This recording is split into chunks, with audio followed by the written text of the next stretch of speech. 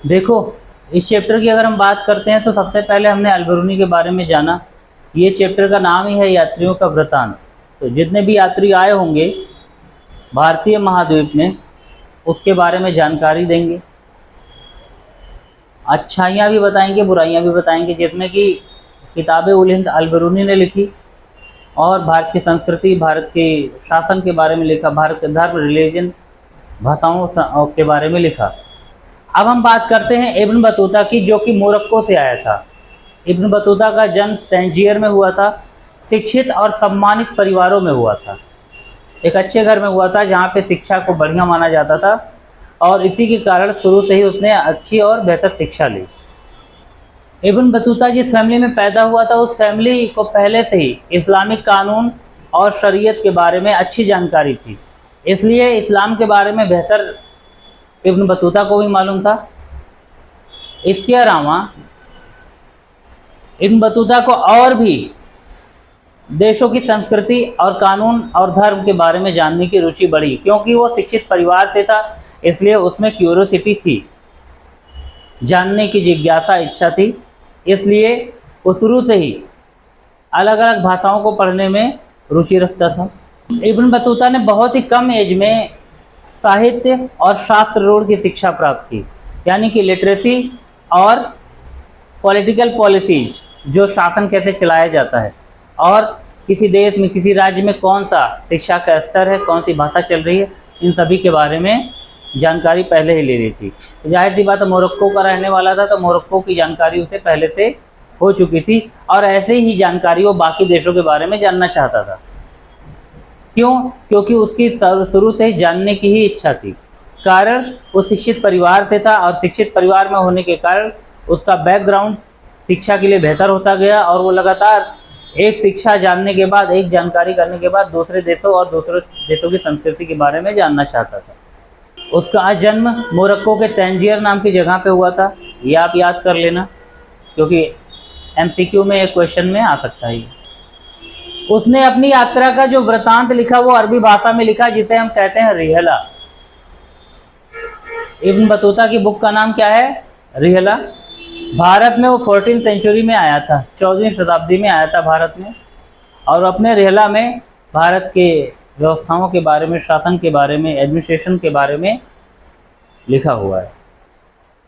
Ibn Battuta का ये मानना था कि अगर आपको ज्ञान प्राप्त करना है, अनुभव प्राप्त करना है, तो आपको यात्रा करनी जरूरी होगी और यात्रा के दौरान आपको उस पर्टिकुलर स्थान पर जाना जरूरी होगा जहाँ के बारे में आप जानना चाहते हैं।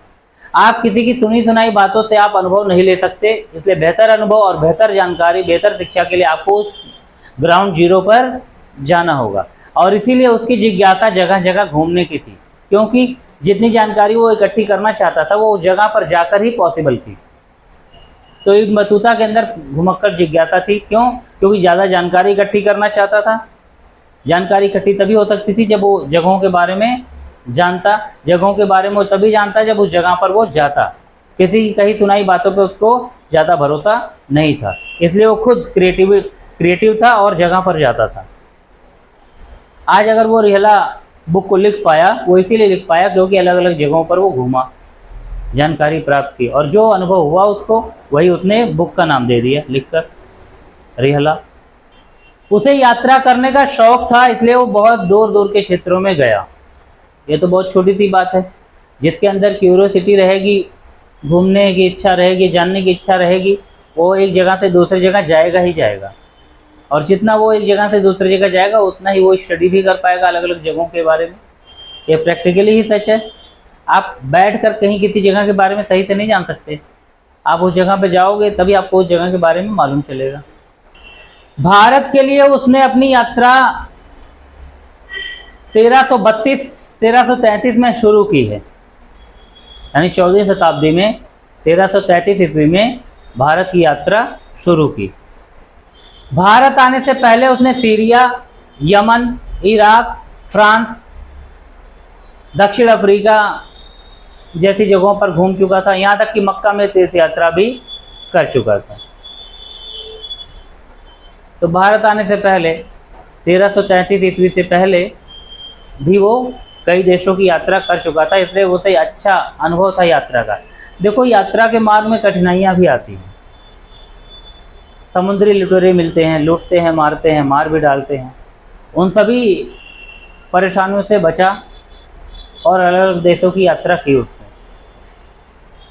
तो ये भी डेयरिंग स्टोरी है कि किसी मुसीबतों से बचकर अपने लक्ष्य की ओर लगातार बढ़ते रहना, नई यात्राएं करते रहना, नए शासन प्रशासन, देश और व्यवस्थाओं के बारे में लिखना, और आखिर उसकी इसी स्पेशलिटी और कैरेक्टरिस्टिक्स के चलते ही आज हम उसको जान रहे हैं, पढ़ रहे हैं उसको।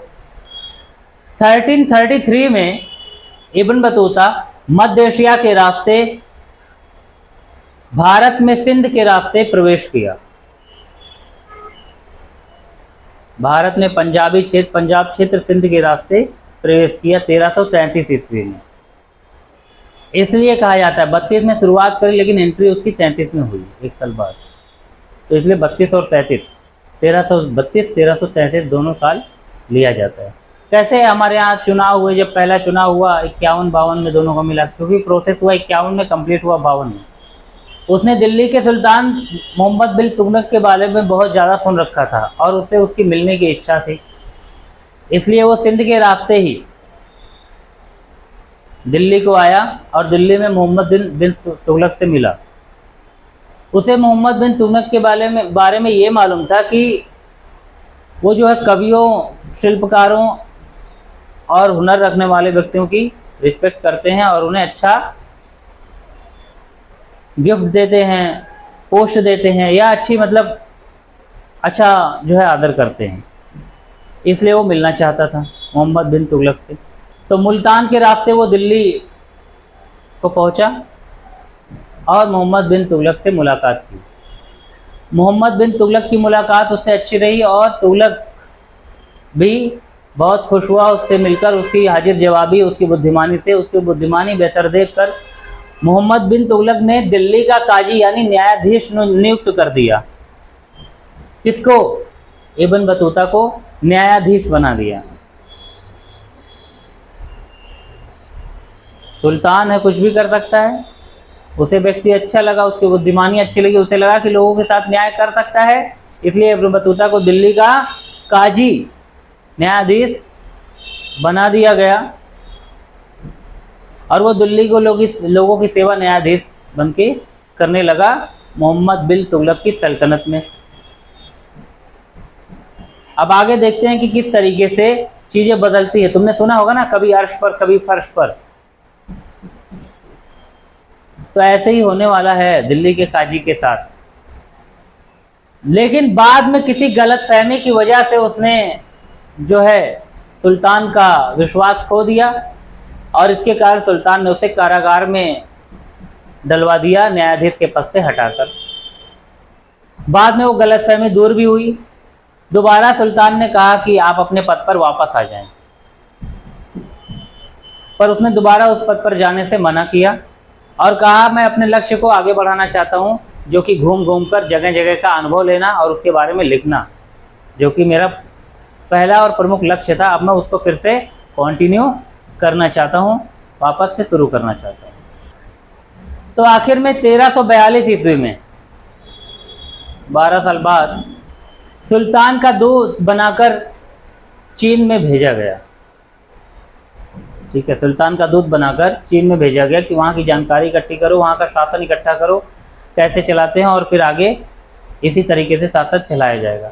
देखो, एक देश के लोग राजदूत बनकर, विदेशी राजदूत बनकर एक जगह से दूसरे जगह इसलिए भी जाते थे दूत बनकर कि बाहर के शासन के बारे में जाने, क्या व्यवस्थाएं ऐसी हैं जो वो बेहतर कर रहे हैं, हम नहीं कर पा रहे हैं, तो हम भी उसको अडॉप्ट करेंगे।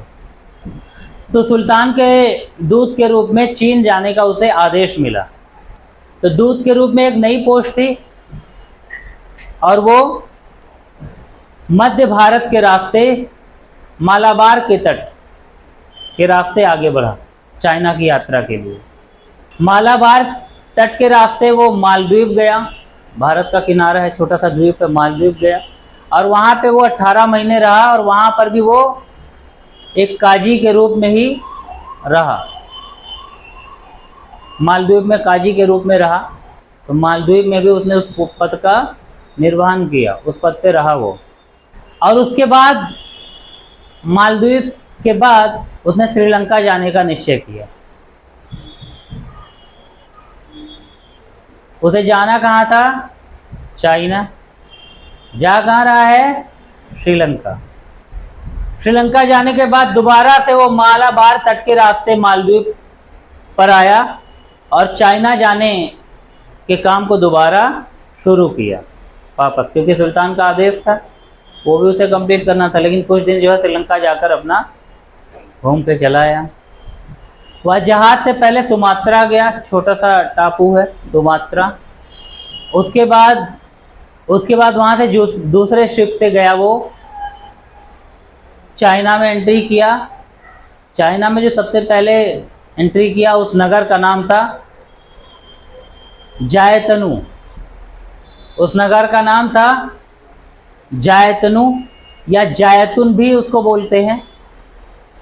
आज के समय में उसे क्वांझू नगर के नाम से जाना जाता है। अबे चाइना के नगर भी ऐसे हैं, तुम्हारे देश के यहाँ की तरह कानपुर और झारखंड और रांची की तरह तो है नहीं।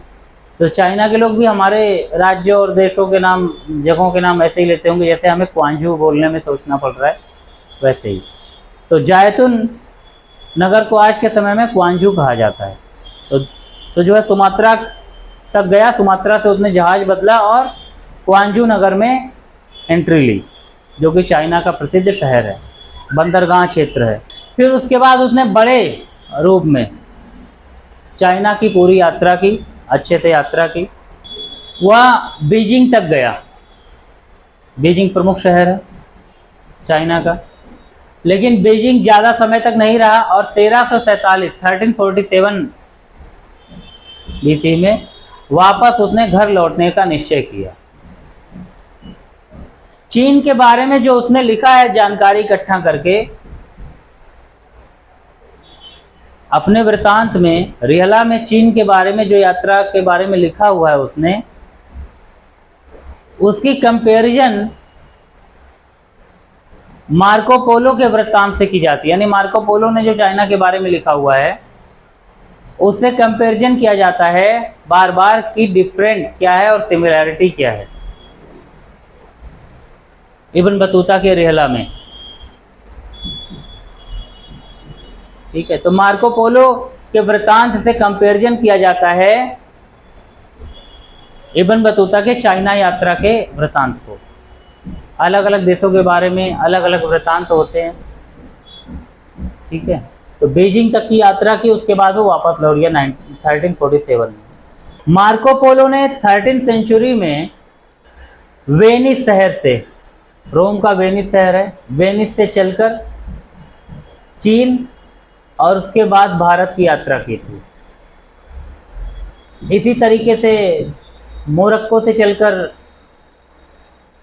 भारत, और भारत से मालदीव, मालदीव से श्रीलंका, श्रीलंका से वापस मालदीव, उसके बाद सुमात्रा, सुमात्रा से चाइना, चाइना को दिन रहा। फिर उसके बाद जो है चाइना के प्रमुख शहर बीजिंग में गया और बीजिंग से फिर उसने वापस घर वापसी के लिए जहाज मोड़ दिया, क्योंकि उसे घर से निकले काफ़ी वक्त हो चुका था। 1332 में भारत की यात्रा उसने शुरू करी और 47 में घर वापसी के लिए उसने अपने आप को रवाना किया। इब्न बतूता ने भी अपने वृत्तांत में रिहला में जगह जगह के लोगों की संस्कृति, उनकी भाषा, उनका पहनावा, उनका खान पान, उनके शासन प्रशासन, धर्म और राजनीति के बारे में ही लिखा है। इसके अलावा उसने यात्राओं के बीच में जो समस्या होती है, समुद्री लुटेरे मिलते हैं या जिस टीम के साथ जाते हैं वो मारे जाते हैं, ऐसी सभी समस्याओं के बारे में भी लिख डाला है।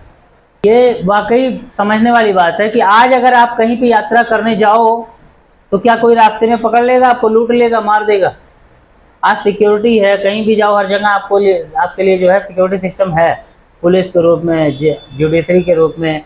आम इंसान भी जागरूक है। फिर इतनी कहीं हाय तौबा नहीं मची हुई है, इतना सुनसान नहीं है। लेकिन 14वीं शताब्दी में कैसा रहा होगा? तब जहाँ भी जाओ सुनसान रहा होगा। लोग लूट लेते रहे होंगे, मार देते रहे होंगे। तो यात्रा तब और कठिन थी। ऊपर से जाने आने का रास्ता वैसा नहीं था, पानी का ही रास्ता होता था। सर्दी हो जाए, फोग आ जाए, बाढ़ में या कम पानी में नाव फंस जाती थी,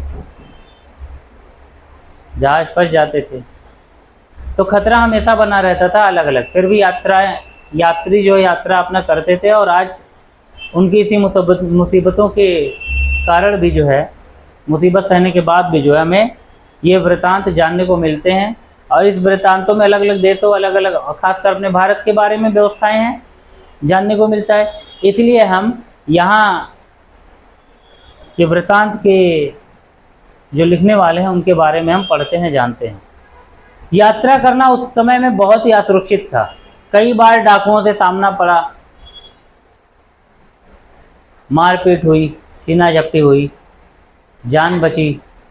तो ऐसी समस्याओं से बचने के लिए इब्न बतूता जो है यात्रियों के साथ या बहुत सारे लोगों के साथ बीच में कारवां के साथ चलने में पसंद करता था। उसे असुरक्षा नहीं होती थी, क्योंकि अकेले जाने में कई बार जो है ऐसा पंगा पड़ जाता था, रास्ते में डाकू लूट लेते थे, हमला कर देते थे। या फिर जंगली जानवरों का भी खतरा होता था। जंगलों से रास्ते से अगर जा रहे हैं तो कीड़े मकोड़ों का भी खतरा होता था, सांप, बिच्छू, जंगली जानवर। तब ऐसे थोड़ी है कि जंगल ही कट गए हैं, जानवर कहाँ मिलेंगे। तो खतरा बराबर बना रहता था। जब वो मुल्तान से भारत की तरफ आ रहा था तो डाकुओं ने उस पर हमला किया। उसके कई साथी जो है मारे गए, वो भी बुरी तरीके से जख्मी हुआ, लेकिन आखिरकार वो भारत आ पाया जान बचाकर। अब वो उसी हमले में मारा जाता तो आज उसकी बुक रिहला कंप्लीट थोड़ी होती।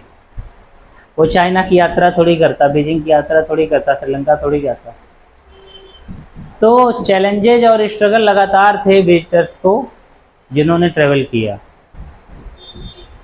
तो मुगल शासन के समय में किया तो जाहिर सी बात है मुगल एडमिनिस्ट्रेशन के बारे में भी उसने लिखा होगा कि मौर्य काल में शासन प्रशासन कैसे चलाया जाता था। पर पॉइंट शुड बी नोटेड कि इब्न बतूता और अल-बिरूनी इन दोनों ने ही मुगल प्रशासन के बारे में लिखा तो, लेकिन घूम के सामने कमियां नहीं दिखा पाए। लेकिन अब हम आगे पढ़ेंगे 17वीं सेंचुरी में फ्रांसवा बर्नियर जो आया फ्रांस से, उसने मुगल प्रशासन के बारे में भर भर की कमियां लिखी हुई हैं। अब आप चाहे वो मुगल प्रशासन की कमियां मान लो या भारत की कमियां मान लो, एक ही बात है। जो व्यवस्थाएं, असुरक्षा, आडंबर, अंधविश्वास, गलत परंपराएं या गलत शासन, जो भी व्यवस्थाएं थी उन सभी के बारे में उसने पॉइंट आउट किया है, हाईलाइट किया है। इसलिए हमें फ्रांसवा बर्नियर के बारे में भी पढ़ना पड़ेगा, जानना पड़ेगा। देखो, मोरक्को से जब चला इब्न बतूता तब उसके दिमाग में बहुत सारी बातें थी जानने के लिए। और जब वो मोरक्को से सिंध आया, मुल्तान के रास्ते भारत पहुंचा, भारत के बाद श्रीलंका गया, मालदीव गया, चाइना आया, चाइना से फिर वापस लौटा अपने घर, अपने क्षेत्र में, तो उसे इतनी जगह का अनुभव और इतनी जगह घूमने के कारण उसके मन में, दिमाग में बहुत शांति थी कि उसे लगा कि मैंने जो सोचा था वो कर पाया। और जब वो अपने वृत्तांतों को लेके गया कि मैंने इसके बारे में लिखा, तो वहां के शासक ने पूरे देश में यह आदेश दे दिया कि इनकी वृत्तांतों को और इनके यात्राओं में हुए अलग अलग इंसिडेंट्स को, बातों को एक कहानियों के रूप में पूरे देश को सुनाया जाए, बताया जाए, जिससे लोग जागरूक रहें कि सफ़र कहाँ करना है, कैसे करना है, जानकारी इकट्ठी कैसे करनी है, संस्कृतियाँ कहाँ हैं, कौन कौन सी जगह हैं, कैसी संस्कृतियाँ हैं, और किस देश में कैसी व्यवस्थाएं हैं, समस्याएं क्या हैं। तो वहाँ के शासक ने इनकी यात्राओं के वृत्तांत को कहानी के रूप में पब्लिश करने का आदेश दे दिया कि लोग इनके बारे में जानें, इनकी मेहनत के बारे में जानें, और यात्राओं के बारे में समस्याएं क्या आती हैं उसके बारे में भी जानें। इब्न बतूता ने शिक्षा और मनोरंजन के बारे में लिखा है, भारत में कैसी व्यवस्था थी। कि प्रत्येक व्यक्ति को शिक्षा प्राप्त करनी चाहिए। अब शासन प्रशासन के समय में अलग अलग व्यक्ति और कैटेगरी को शिक्षा प्राप्त करने की आज़ादी थी। तो उसने जिन चीज़ों के बारे में जानकारी ली, भारत में शिक्षा व्यवस्था के बारे में, भारत में धर्म के बारे में, भारत में संस्कृति के बारे में, भारत में किसको बेहतर पद दिया गया है, किसको बेहतर माना जाता है, परंपराएं क्या हैं, इन सभी के बारे में उसने उन श्रुतलेखों से अनुवाद कराया, लिखवाया, फारसी भाषा में, अरबी भाषा में। और जब वो अपनी जगह पर पहुंचा तो वहां के शासक ने यह आदेश दिया कि इब्न बतूता ने भारत के बारे में जो भी जाना है, वहाँ की शिक्षा के बारे में, वहाँ के दर्शन के बारे में, वहाँ के धर्म के बारे में, जो भी वहाँ के ऋषियों मुनियों संतों से जाना है, पुजारियों से जाना है, लोगों से जाना है, भाषाओं के बारे में जाना है, उन सभी चीज़ों को अपने देशों में भी पब्लिश करो। क्योंकि भारत समृद्ध माना जाता था, भारत बेहतर माना जाता था। लोग चाहते थे कि भारतीय अर्थव्यवस्था और भारतीय प्रशासन व्यवस्था के तरीके से ही हम अपने देशों में भी व्यवस्थाएं चलाएं। और इसीलिए ऐसे देशों से यात्रा करने के लिए लोग आते थे और भारत के बारे में स्टडी करते थे। चंद्रगुप्त मौर्य के समय में आया है मेगास्थनीज। चीनी यात्री वेनसोंग भी आया है हर्षवर्धन के समय में। तो अलग अलग लोग अलग अलग समय पर आए हैं। इब्न बतूता की तरह ही समरकंदी यात्री अब्दुल रज्जाक भी 1440 ईस्वी में भारत आया। अब्दुल रज्जाक जो है विजयनगर के बारे में लिखेगा, जो इसके बाद का चैप्टर है आपका, हम्पी के भग्नावशेषों के बारे में लिखेगा। तो उन्हीं के पद इब्न बतूता के पद चिन्हों पर चलकर जो एक और यात्री आया जिसका नाम था अब्दुल रज्जाक 1440 ईस्वी में। इसे कहा जाता था, पूरा नाम इसका था अब्दुल रज्जाक समरकंदी। अब्दुल रज्जाक का के बारे में मैंने बताया कि विजयनगर के बारे में उसने लिखा। तो विजयनगर कहाँ पड़ता है? दक्षिण भारत में। तो हम कह सकते हैं अब्दुल रज्जाक ने कहाँ की यात्रा की? दक्षिण भारत की। जबकि अल-बरूनी ने कहाँ की यात्रा की थी? उत्तर भारत की। इब्न बतूता ने कहाँ की यात्रा की थी? उत्तर भारत की। पंजाब से एंट्री ली थी इन लोगों ने, महमूद गजनी के साथ वो आया था, ठीक है, अल-बरूनी। तो इन सभी ने उत्तर भारत की, लेकिन अब्दुल रज्जाक ने दक्षिण भारत की। तो भारत के प्रत्येक कोने कोने की यात्रा अलग अलग यात्री कर पाया। और वहाँ इससे पता चलता है कि भारत के हर एक कोने में अलग अलग तरीके की संस्कृतियां और अलग प्रशासन व्यवस्था थी। हर एक राजा का काम करने का तरीका अलग था। और जगह बदलती थी तो भाषा बदल जाती थी, संस्कृति बदल जाती थी, लोगों की मान्यताएं और परंपराएं बदल जाती थी। तो भारत एक देश ना होकर एक पूरे विश्व के बराबर था कि भारत की अगर संस्कृति जान लो तो बहुत सारी चीजें जानने को मिलेंगी। क्योंकि भारत में अलग अलग क्षेत्र में अलग अलग जगहों पर अलग अलग संस्कृतियां विद्यमान हैं। उत्तर भारत में अलग, पश्चिम भारत में अलग, पूर्व भारत में अलग, दक्षिण भारत में अलग। ये चीज आपको भी देखने को मिल जाती है। नॉर्थ इंडिया में अलग लैंग्वेज है, कल्चर है, साउथ इंडिया में अलग लैंग्वेज और कल्चर है। इसी तरीके से ईस्ट और वेस्ट इंडिया में भी अलग कल्चर और चीजें हैं, है या नहीं है? तो समय पर जो यात्री आए उन्होंने भी ये विभिन्नता अपने यात्रा के वृत्तांत में लिखी है। इसलिए बार बार लोग भारत के बारे में अध्ययन करना चाहते हैं, जानना चाहते हैं और भारत की सुविधाओं और भारत के नेचुरल रिसोर्सेज को प्राप्त करना चाहते हैं। भारत की प्राकृतिक संपदाओं का भी उपभोग करना चाहते हैं। आखिर इसीलिए तो बाहरी हमले हुए कि भारत की व्यवस्थाओं का फायदा उठाया जा सके। अब्दुल रज्जाक समरकंदी के बाद 1620 ईस्वी में महमूद वली वल्खी जी ने यात्रा की व्यापक रूप से, मतलब पूरे भारत की यात्रा की।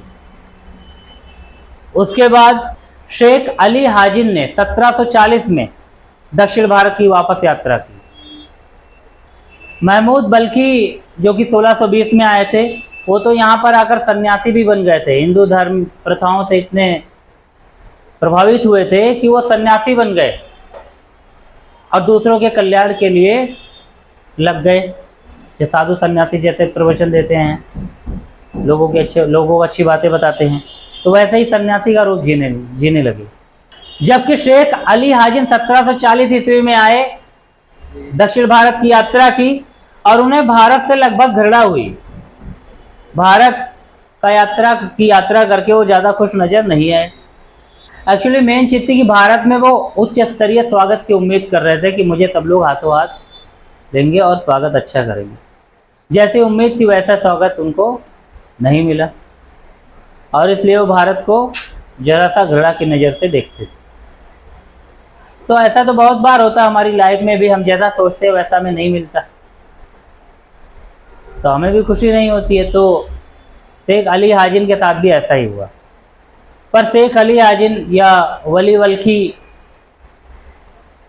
के लिए लाइंस में बातें लिखी हैं, पर अब्दुल रज्जाक समरकंदी,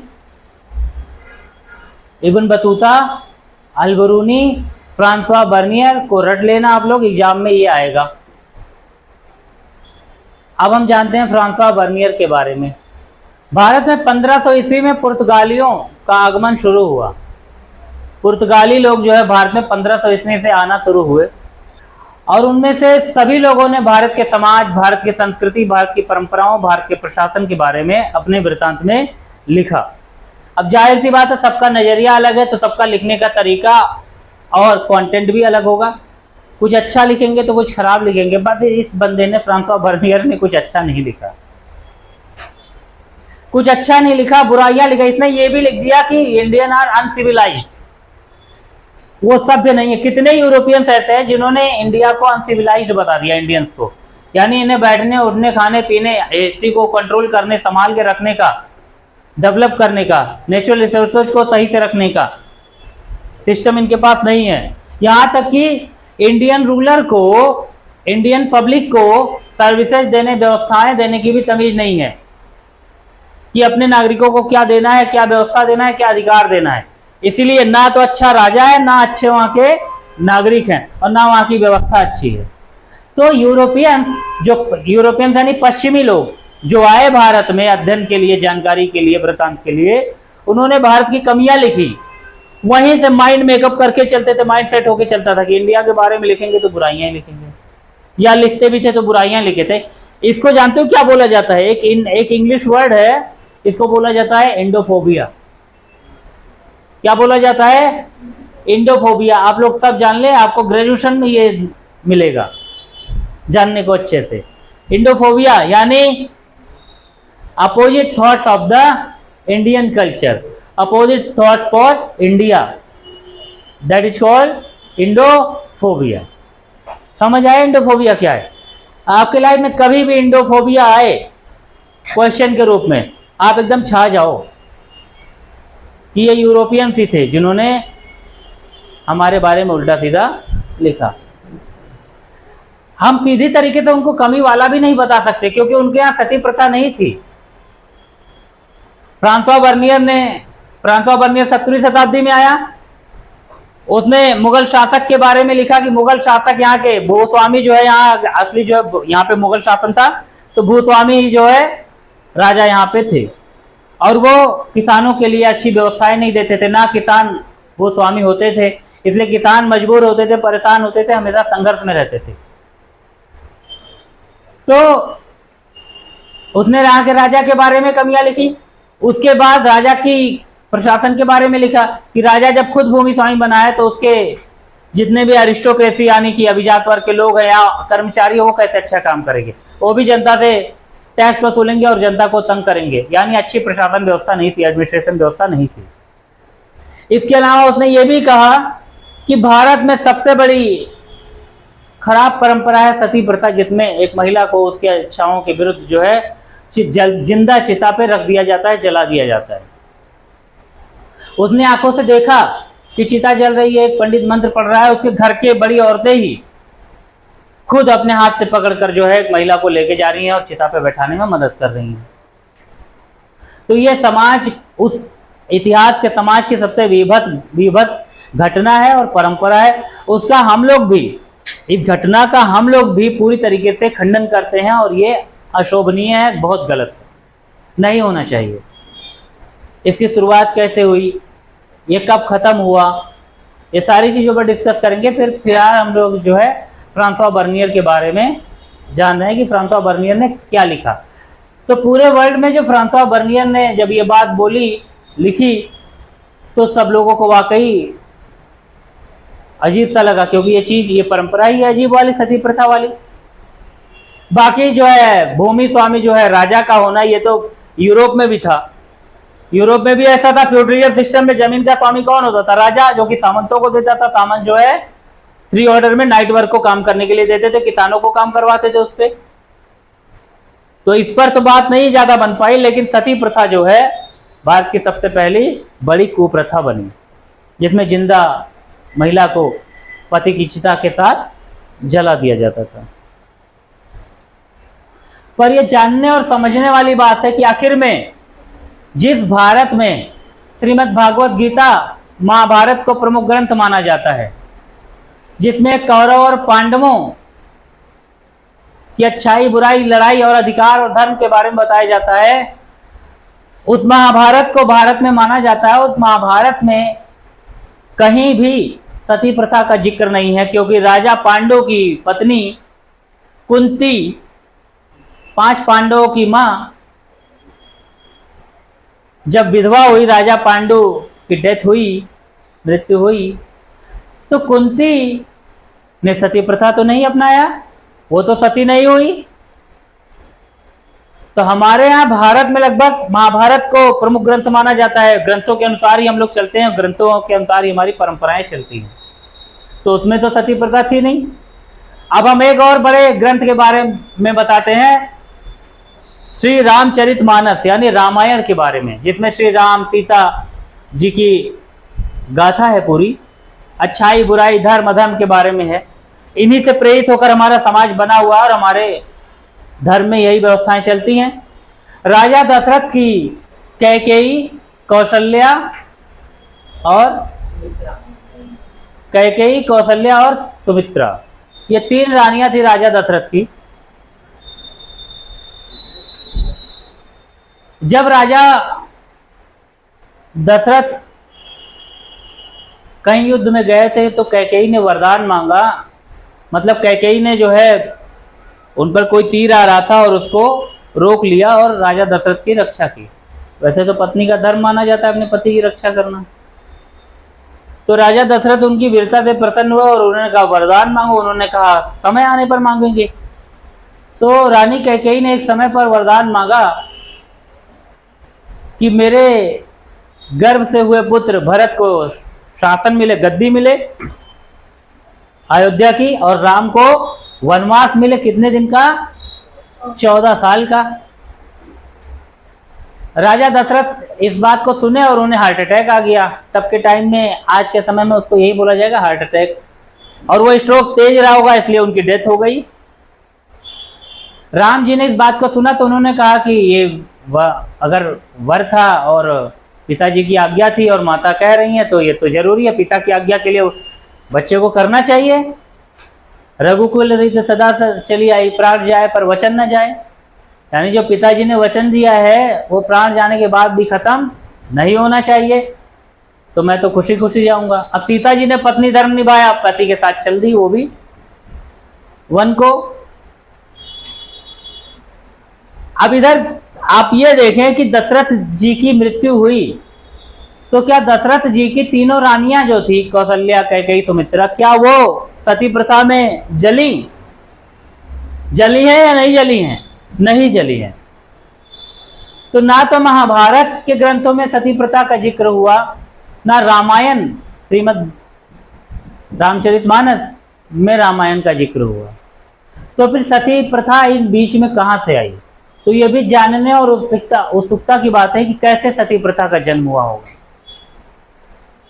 इस भयानक कुरीति का जन्म कैसे हुआ भारत जैसे देश में, जो साधु सन्यासियों का देश कहलाता है। तो फ्रांसवा बर्नियर ने ये कमी तो दिखा दी कि सती प्रथा है भारत में, क्योंकि उसने देखा और बताया।